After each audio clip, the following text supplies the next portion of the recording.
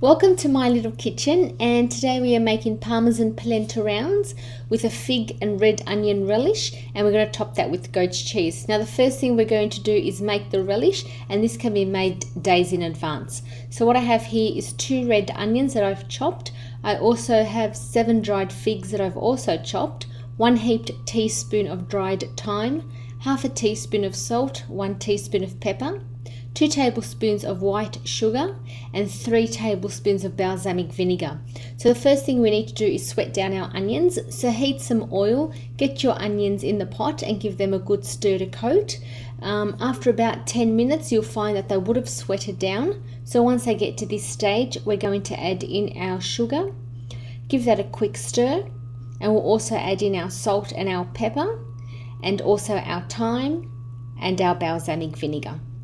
So give that a good mix. Once you've done that, we're going to add in our figs, and you also want to give them a good mix so they're nicely coated. We're going to pop on the lid and leave that to simmer for 45 minutes. After 45 minutes, as you can see, we've got a beautiful deep golden brown relish, so we can set that aside to cool. We'll move on to our polenta. So in the pot I have 4 cups of milk, 2 cups of water. We're going to bring that to a boil. Once that starts to boil, we're going to add in 1.5 cups of quick cooking polenta. So keep stirring that over a medium to high heat. Now you'll find that after 2 minutes it will start to thicken. So as soon as you get to this consistency, we're going to add in 40 grams of unsalted butter. Give that a quick stir. We'll then add in 1 teaspoon of salt, half a cup of Parmesan cheese, and we'll keep stirring till it's nice and thick. Now we're going to pour this into a tray that you've lined with baking paper.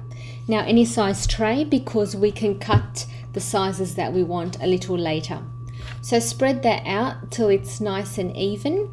And the best way to flatten this would be to spray some oil onto a spatula and just glide it over till it's nice and flat, and give it a few taps to get out any air bubbles. We'll pop that in the fridge for at least 2 hours or overnight.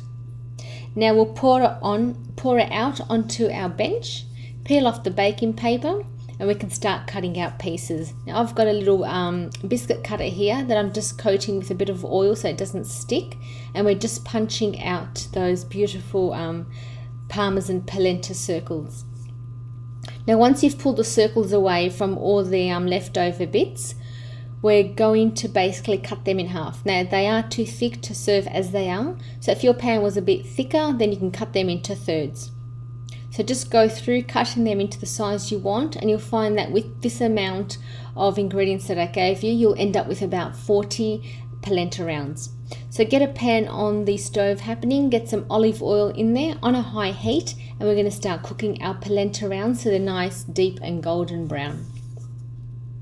So once you've done that, the final stage is popping that fig and onion jam onto the round. So just get as much or as little as you want.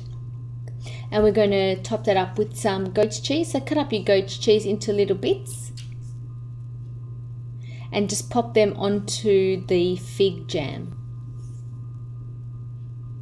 Now final touches is the rosemary sprigs that will pop on top, and that would be the final presentation of these rounds. So I hope you give these a go, and thank you for watching my little kitchen.